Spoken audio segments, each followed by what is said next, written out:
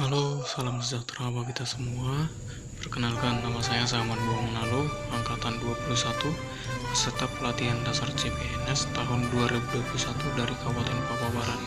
Dalam video ini, tugas individu, akuntabilitas, dan nasionalisme. Widya Suara Bapak Insinyur M. Syapril Harahap, MSI. Oke, langsung lanjut kita ke videonya.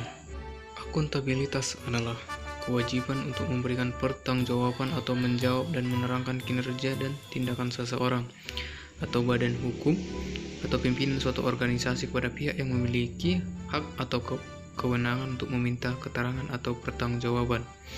Tujuan utama akuntabilitas adalah untuk memperbaiki kinerja PNS dalam memberikan pelayanan kepada masyarakat dan pendekatan. Akuntabilitas dimaknai sebagai sebuah hubungan dan proses yang direncanakan untuk mencapai tujuan yang telah ditetapkan sejak awal penempatan sumber daya yang tepat dan evaluasi kinerja.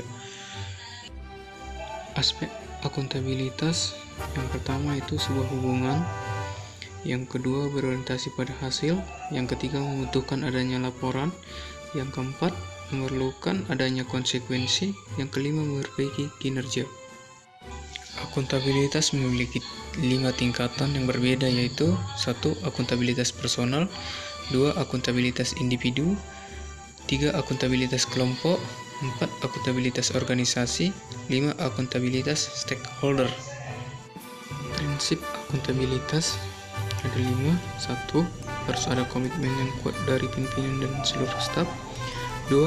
Harus merupakan suatu sistem yang dapat menjamin kegunaan sumber-sumber daya secara konsisten dengan peraturan perundang-undangan yang berlaku.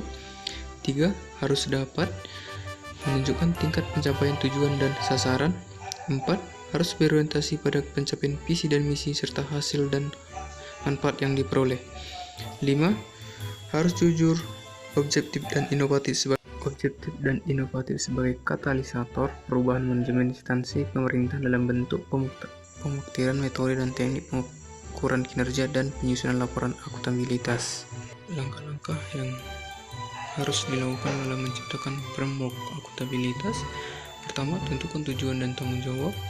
Yang kedua, rencanakan apa yang akan dilakukan untuk mencapai tujuan.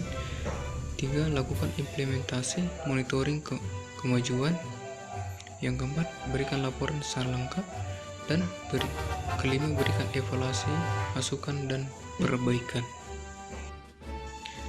Nasionalisme Pancasila adalah pandangan atau paham kecintaan manusia Indonesia terhadap bangsa dan tanah airnya yang didasarkan pada nilai-nilai Pancasila.